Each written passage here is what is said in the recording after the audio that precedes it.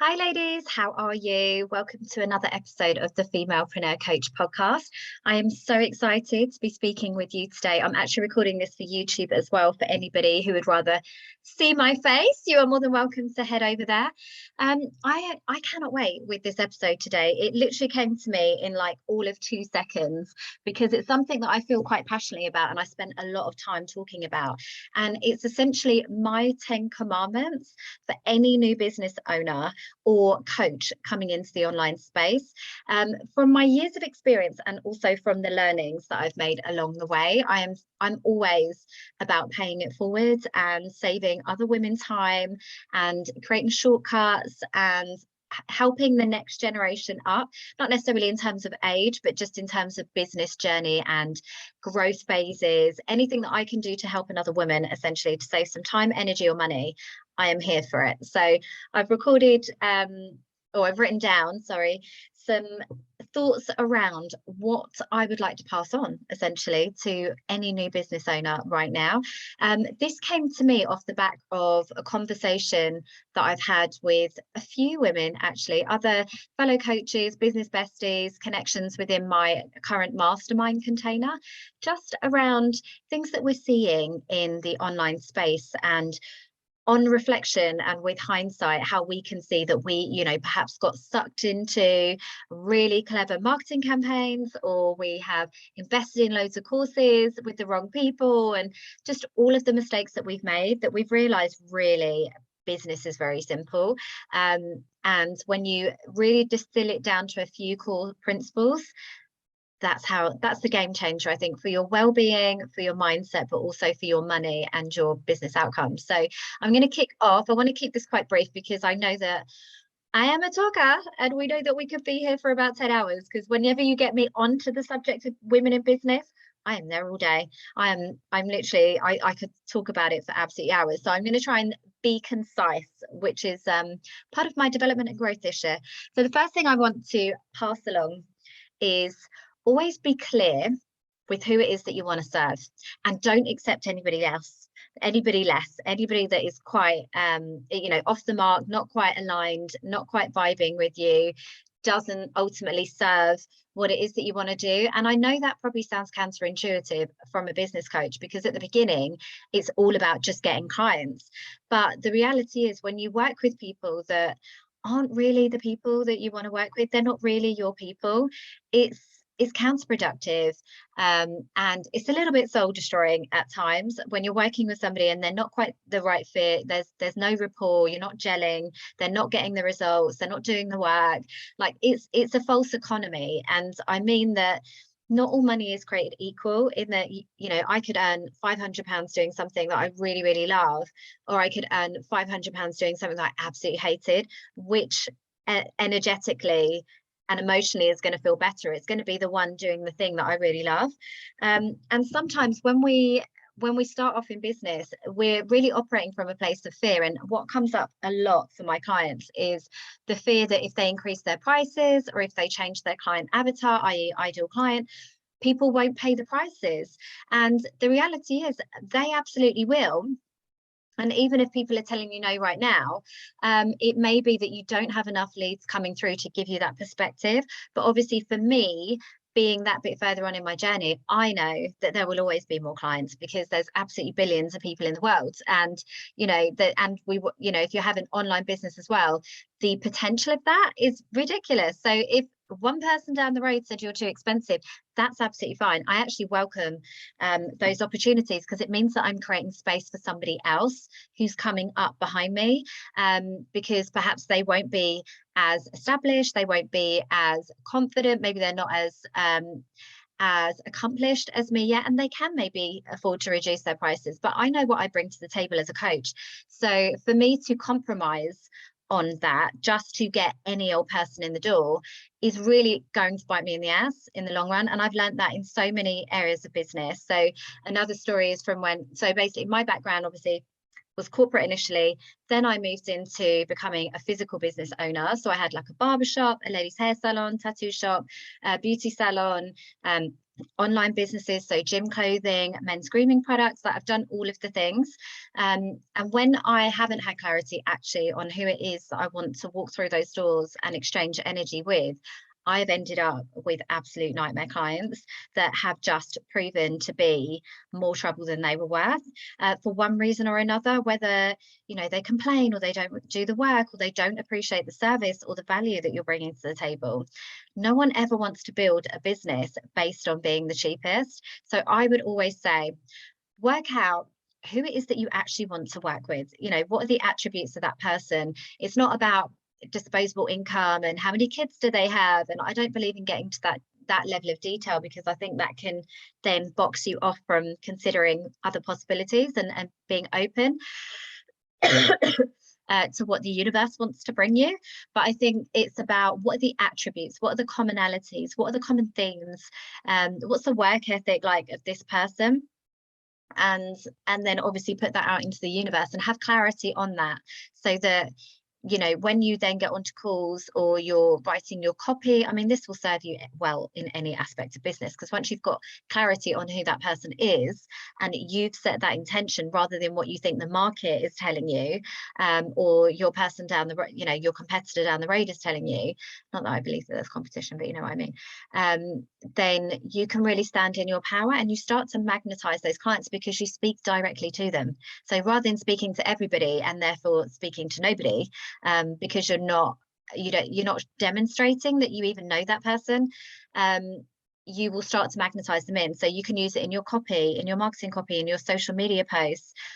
Speak to their pain points, speak to their desires. You know exactly where they are in their journey. You see them, they see you. You know, you have that intimate connection right off the bat. And when you jump on with those dream clients onto a call, perhaps a discovery call to talk about your products, like, you are literally, it's like talking to a best friend. And that's where you want to get to in business. You only want to work with clients that really are soul aligned and really light you up. And because that's where coaching particularly becomes the double blessing. Like, my clients genuinely inspire me as much as I inspire them, because they are all heart-led, incredible women that are doing great things in the world, that are really ambitious, that really support other women, that and I'm just a conduit for that. You know, I facilitate that process and I help them to get where they want to get to quicker, in a smarter way and in a way that feels better and more aligned. So that's my number one commandment: be clear on who it is you want to serve and don't compromise on that from a place of fear. My second commandment is around your developing a brand story and knowing what it is. So your story is your USP. It's your unique selling point when it comes to business. But a lot of the time, when we're thinking back of, you know, past trauma, baggage, trials, tribulations, failures, we see it as such a negative thing. Like, we don't like to look backwards. We hide our shadow self, you know, those parts of us that don't feel great, that don't look aspiring on a social media post to us.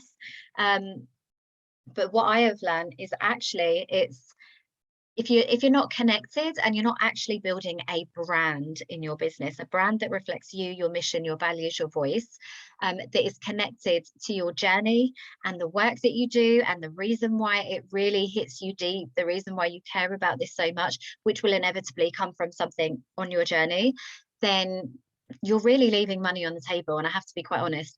For me personally, you know, my brand story, my backstory is quite dark at times, actually. You know, there isn't just a run of the mill, you know, oh, I had no money and now I've got loads of money. You know, there's a lot of dark twists and turns in there, and that is testament to the roller coaster of life. And, you know, for me as a spiritual person, I can really, you know, reflect on those times and see how it's like the ebbs and flows of tides. It's very cyclical, like the moon, and just, you know, that is the flow of life. You will have good times, you will have bad times. You've got to have the bad times to appreciate the good times, but also to learn the lessons that you need to learn to be able to level up, for your soul to be able to grow, for you to be able to expand, for you to be able to help others. So really lean into that. So I would love for you, even just as a quick 5-minute journal point today, is to reflect on,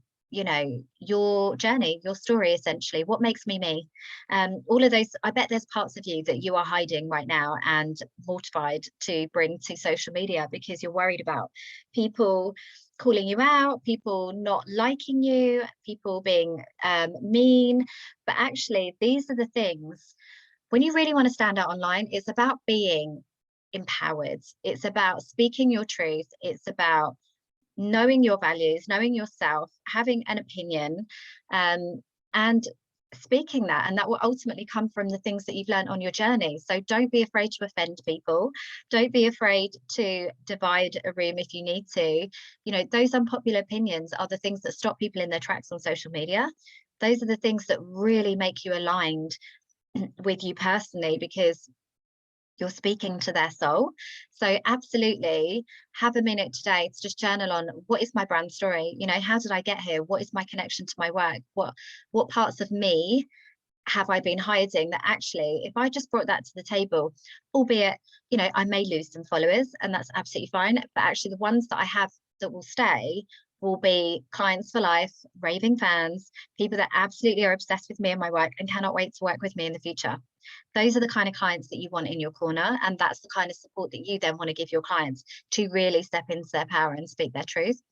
My third commandment is any action, sorry, is better than no action. Like, absolutely.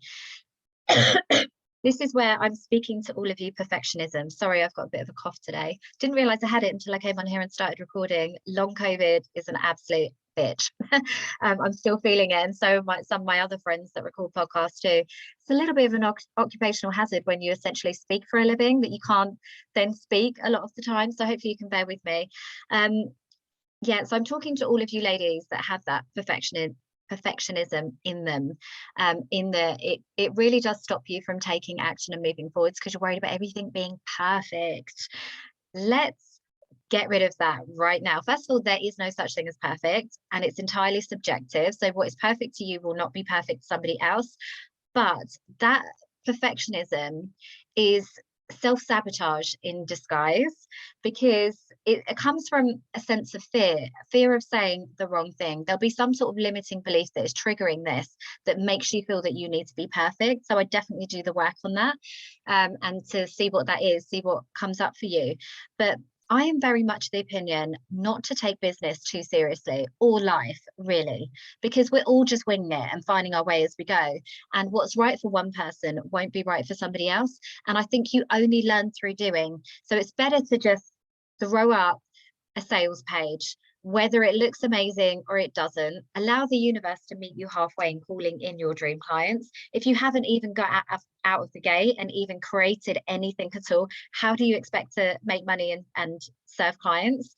You can't. So you've got to get something out there that then becomes your starter for 10. Don't know if anybody else has heard that expression or whether I just made it up, but if you have heard that expression, starter for 10, then it's a great starting point to then come back and refine and tweak and evolve and amend, and, you know, go away, get feedback, come back, tweak it, test it, That's what business is about. So, but you can't do that if you don't take any action at all. So any action is better than no action. Absolutely. The next commandment is to work on your mindset daily. Ladies, it's taken us a long time, many hundreds of years of ancestral conditioning from society, from our ancestors, from our, you know, shitbag ex-boyfriends, from our teachers that didn't know any better, our parents that were winging it. There's a lot of conditioning and baggage that we all need to unpack. Every woman has a story. And if you don't think that those things are going to hold you back in certain elements of your business, then you are really kidding yourself. Because as I've said, perfectionism is a form of self-sabotage.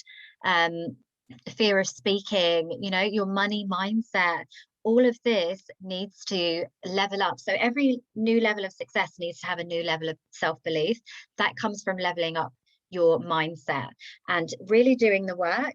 So it's not just journaling and meditating, it's about inner child healing.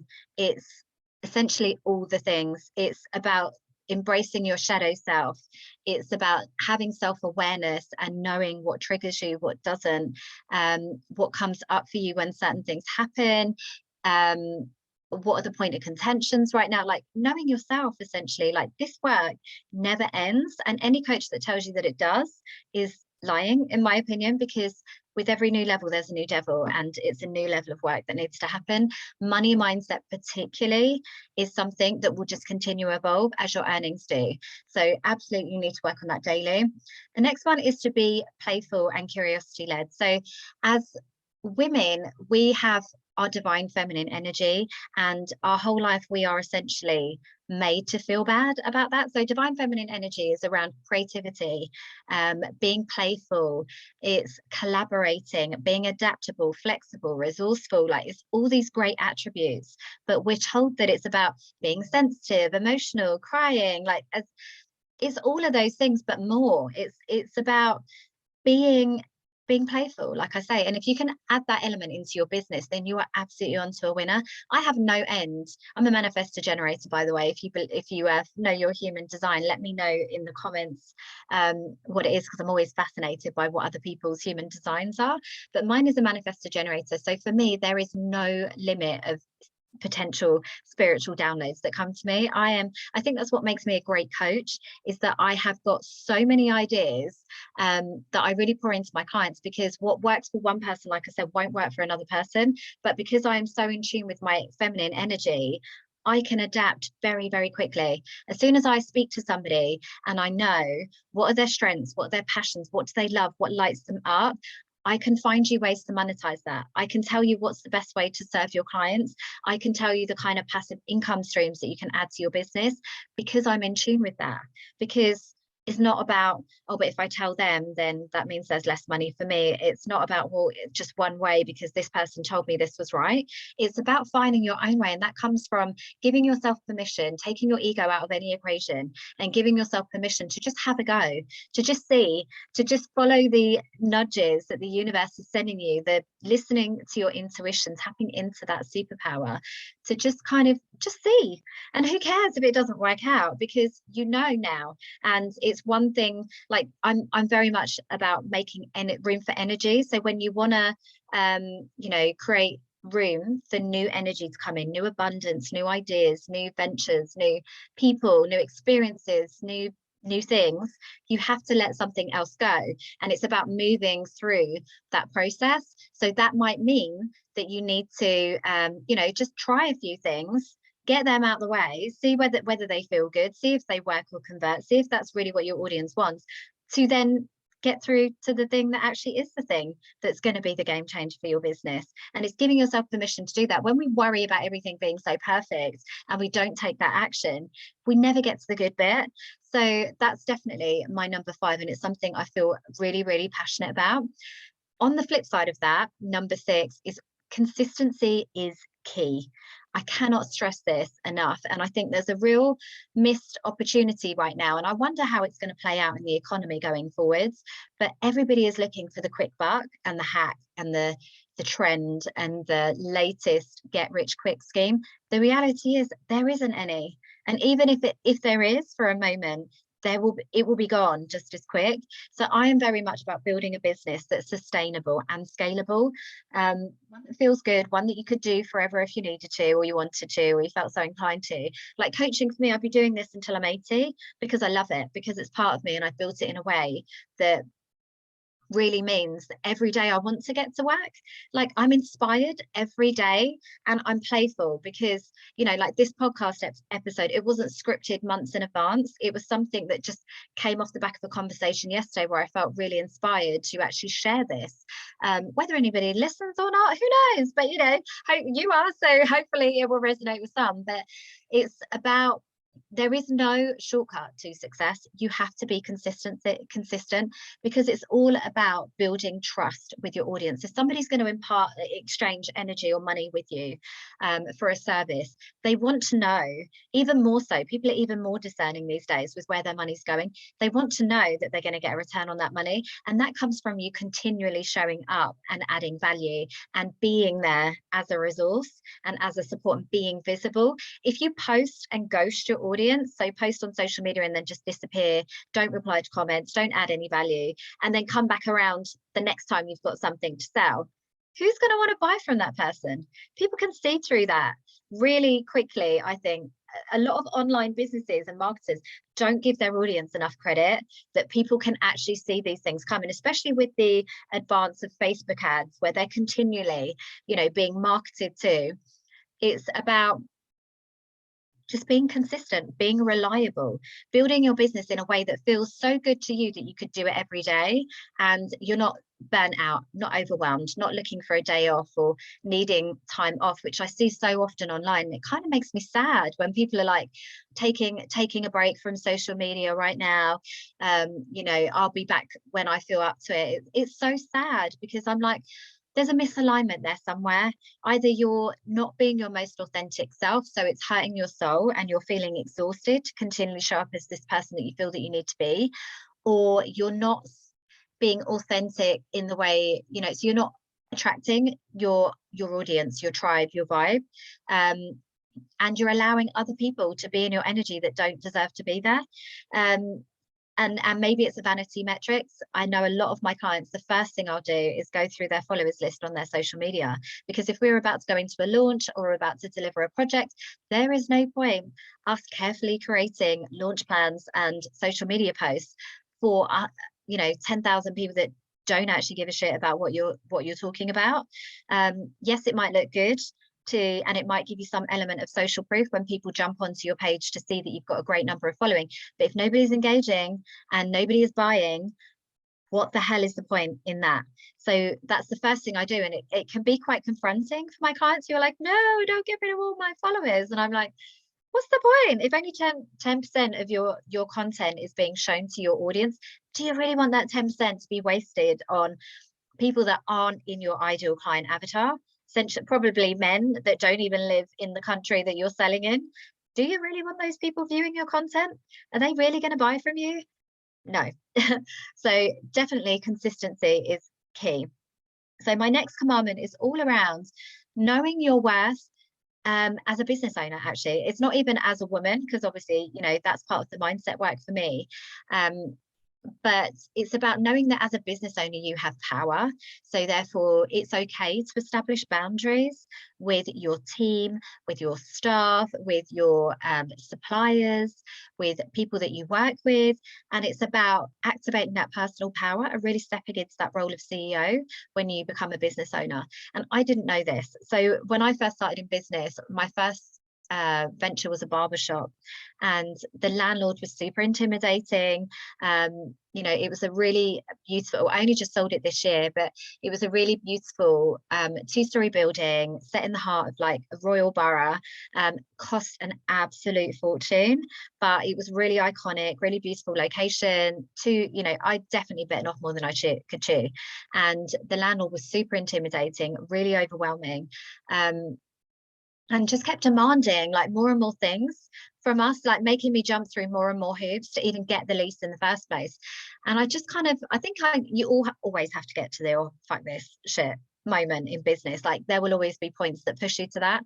And I just thought, you know what? I am giving you, at the time, it was £120,000 cash to buy this business. And I just suddenly sat there and thought, if you do not want my money and it is not good enough for you, and you're going to make it so painful for me to take over this lease when I am essentially doing you a favor because it's an empty unit, okay, don't take my money, I'll go somewhere else where somebody else did. And I think I was quite fortunate. I'd actually sold my house, and that's why I had that amount of equity in cash. But even when you don't have large amounts of money, you still have power as a business owner. And it's understanding that in a lot of circumstances, people need you more than you need them. And what it enabled me to do was essentially go back, renegotiate some of the elements of our contract. I mean, first of all, I wasn't even meant to get that business. They said no to me because I was a new business and I didn't have like accounts, and I wasn't, didn't have a track record of success. And for me, it was like divine timing. I was like, no, it's absolutely happening. It has to be the shop. I'd had a psychic reading. I'm very spiritual. I'm very led by my psychics. And they'd mentioned there was a griffin on the outside of the building, and they'd seen that in their vision. And for me, it was a no, like it was happening. So they said no, and I went back again with a counter proposal, and they said no. And then I went back again and said, okay, what's it going to take, essentially? And they were still adamant, definitely no new businesses. We don't work with new businesses. It's such a big property, like you're definitely going to fail. 8 years later, I was still there. So I definitely didn't fail. Kind of whenever somebody sets me a challenge like that, not only am I going to do it, but I'm going to do it twice and with bells on. When somebody tells me I can't do anything, can you relate to that? Let me know in the comments. But yeah, so basically what I did was evoked my feminine energy principles, got creative, found the landlord's secretary, actually, because at the time we weren't dealing with a landlord face to face. There was a management agency at both ends. So it was a management agency, a solicitor, another management agency, and then the landlord. So it was so hard to get a decision on anything, to get to him personally. And it's a bit like I joke about Zac Efron, like if he just met me, he'd totally want to marry me. Like I just need to get in the same room and he will absolutely love me. And I've got a short list of famous celebrities that I also think would probably be best friends if only they could know me. And I just felt that so strongly with the landlord. It was like, if I could just get in a room with him and really explain my vision and what it is I want for this business, he cannot say no. But obviously physically trying to get to him was really difficult. So what I did instead was found his secretary's details on a piece of paper that was in the legal bundle that probably shouldn't have even been there, managed to track her down on a Friday afternoon as she was about to leave for cocktails, built rapport with her, really explained my plight, like it needs to be this shop, and she helped me to essentially find a bit of a backdoor way to get that shop. So I ended up obviously getting the shop, which was fantastic. But then once I had the contract, the landlord then started testing those boundaries. But equally with like local business authorities, like trying to set deadlines on payments for things. People will wait when they know that the money's coming. Like I didn't realize at the time that you do have a certain element of bargaining power with suppliers. There's lots of suppliers, and I'm like, well, if I'm going to be paying you like £1,000 up front for an order, what am I getting for that money? Like, why would I bother when I can just go to a wholesaler's down the road? Like, there's even within the online space, you have so much power as a business owner, and particularly when you have cultivated an audience, there's people that will want to buy into that audience. Is being aware of that, setting those boundaries, activating your personal power, not being so grateful sometimes as we are when we first start out. We don't realize any of these things. We think if one client says no, that's the last client that's ever going to come to us. We think that we can't say no because that will be the end of the world, when the reality is it generally isn't. The next thing I wanted to say, number 8, this is something that I feel so passionately about. Number 8, don't be the coach who talks about how much money they make. Be the coach that talks about how much money they make for their clients.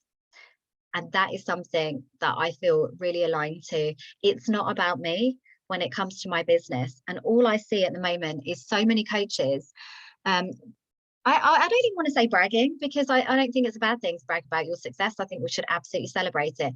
But to me, it's out of alignment. It's incongruent in that they are talking so much about how much money they're making. Oh my God, I just made 2 million on a launch. Oh my God, I just made 6 figures in a day. And oh my God, I've just like done this and I only work 2 minutes a week. And it's like, but if I was your clients, how does that sound? How does that make them feel? How does that, you've just made 2 million on a launch? Yeah, because I bought your bloody program. That doesn't feel good. That doesn't feel genuine. That doesn't feel authentic. That doesn't feel in alignment. That feels a bit like maybe I've been ripped off. What would make me feel better is, oh my God, I am celebrating my incredible client who has just made her first £5,000 in her business. Like, no, that might not be as scroll stopping on social media. But you know what, for the person that's thinking about working with you and that sees you really celebrating your client's success and meeting them with where they are at on their journey and recognizing how amazing that is for them, that would really call me in as somebody that I would want to work with, because results speak for themselves. Results equal revenue. Whenever I have looked to invest, my latest mastermind is £15,000. That's a lot for me. That's my next stage of growth. I'm sure by this time next year it will be more in the 20s and the 50s, but right now that for me is where I'm at. You better believe that's still a big investment. That's only for 6 months, and that's so the first thing I did was my due diligence. Of course, I went round and looked at all of the people that have worked with this coach before and spoke to them and said, would you recommend it? Would you actually say that it's a great, are they a great coach? I've been so burned by other coaches promising the world and not delivering. Are they actually in alignment with what it is they're saying and projecting online? And obviously they said yes, or I wouldn't have invested. So be aware of that, I think, as you're moving through. Albeit I am a business coach and selling is serving, and yes, we absolutely have to make money, but it's about really focusing more on the results of your clients than actually feeling under pressure to throw out all of these bullshit numbers when it comes to sales, because half those people that say that they're making 6 figures still don't have any money. Because what they're not telling you is all the money that they've had to pay out in affiliate commissions or Facebook ads or to a team. How much money are they actually taking home? Probably not very much. And how much goes to them? Probably not very much. So it might be exciting, but they're selling people into their programs, promising them the same success, when the reality is they are a completely different stage of their journey to where this coach is right now. And that to me doesn't feel good. Having been on the receiving end, but also as a peer and somebody else in that space, you will never see me. I mean, you might hear me say about having 6-figure success, of course, but I won't say I won't go into that when it comes to my coaching clients. I'm a 6-figure business owner. What I earn in my coaching is completely separate. And I don't want to emphasize on that because that wouldn't feel good for my clients, I don't believe, for me to say, oh my God, guess what? I made so much money off people that needed my help last week. It felt amazing. Yeah, I'm here about celebrating that, but I think what would be better and what I really want to stand for in the industry is about focusing on my clients and making them money. That's why people work with me, because I make them money and I save them time and I do it in a better way. That to me is a better testimonial, and it is a better fits more with my values.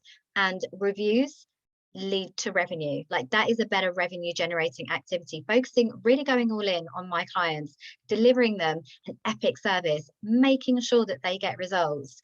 That's why 90% of my business is built on referrals, by the way. And I feel really proud of that fact. I actually don't have to do very much marketing, because typically, probably I haven't done the stats, but I would say most of my clients equally are returning clients. They start with me at one stage of their journey. They do the thing, they get inspired, they want to know what's next, and they come back round in another container. And so for me, I don't have to do a lot of marketing, but equally I feel really good and I sleep at night and I feel like I'm serving my higher purpose when it comes to business. So that feels really good. And I would love to kind of encourage more coaches to really flip the script and reframe that for themselves. And then the last thing is energy. Your energy is what people are attracted to. So protect that like a mama bear. So, show up with your best energy, with strategies that feel aligned to you and your strengths. Stay in your zone of genius and outsource everything else, or get rid of it. So if you're really a really good speaker like me, I absolutely talk for England. I feel animated, I feel excited, like I get off coaching calls and I am in my, just in my element. So video, podcasts, those are my jam. But equally I do like to write as well, and I am an aspiring author. So, I can also write a blog post, I can write a social media post, I can do email marketing, I can do all the things. But get me on a conversation, that's where I lose time. So that for me is the most obvious places to and it will be the same for you, to grow my audience, because that's me shining, that's me really being in my element. So you need to identify what that is for you so that you can really show up with your best energy. Stop bogging yourself down with tasks that you don't need to do, outsource or eliminate them or delegate them. Stop following trends and hacks that don't feel good to you. So if you're trying to TikTok your way to fortune, and actually you absolutely hate it, guess what? It's not going to convert. People aren't going to respond to that kind of energy. They're going to feel it on an unconscious level. So instead, just do you, boo. Do you really well, keep shining, and you will convert your ideal clients. Absolutely. So those are my 10 commandments. But as I said, it's really hard to be succinct because I could just keep going on. My final thought, though, is around when you are marketing what it is that you are selling, essentially, really focus on the experience or the feeling that you are creating and the results that you're going to create for your client, as opposed to a tick list, like a checklist of bonuses and everything else. Because people are emotional beings. They will buy from the feeling or the desire, will buy based on emotions. And if you lean into that more than the pain points, and a checklist of like bundles and bonuses and all of those great things, then you absolutely will convert. So I hope that you've enjoyed that. I'd love to know what your commandments are and what your observations are so far in business and what you'd like to pass on to other new coaches. So for me, this is now a series that I'm going to be doing. So I've got some fantastic interviews coming up with other women that are further along in their business journey like me, that really want to pass on some hindsight and some wisdom. So keep coming back because there'll be some fantastic episodes coming up for that. And also I just wanted to remind you super quick, the Six Figure Sisterhood doors are open. That is my exclusive 6-month mastermind. That's for women that are really ambitious, really want to go all in. It's high level strategy, high touch mentoring and coaching in a beautiful, fabulous space with other women that are doing the same thing. So if you would like details of that, then just pop a comment below and I will obviously send them, or find me on Instagram. And then I've also got a free challenge right now, which is my 90-day, no, that's something separate actually. Sorry, I've got a 50K, plan your 50K launch next week. If you haven't already registered, then please do. And then also I've got a 90-day accountability challenge that starts on Monday. So again, very accountability is key. I probably should have put that in as a commandment actually, but you know, the difference between getting shit done and not is accountability. And sometimes if you don't, you know, relying on your own self-will, when you are no doubt a heart-led woman that has lots of competing priorities right now, is a fool's errand.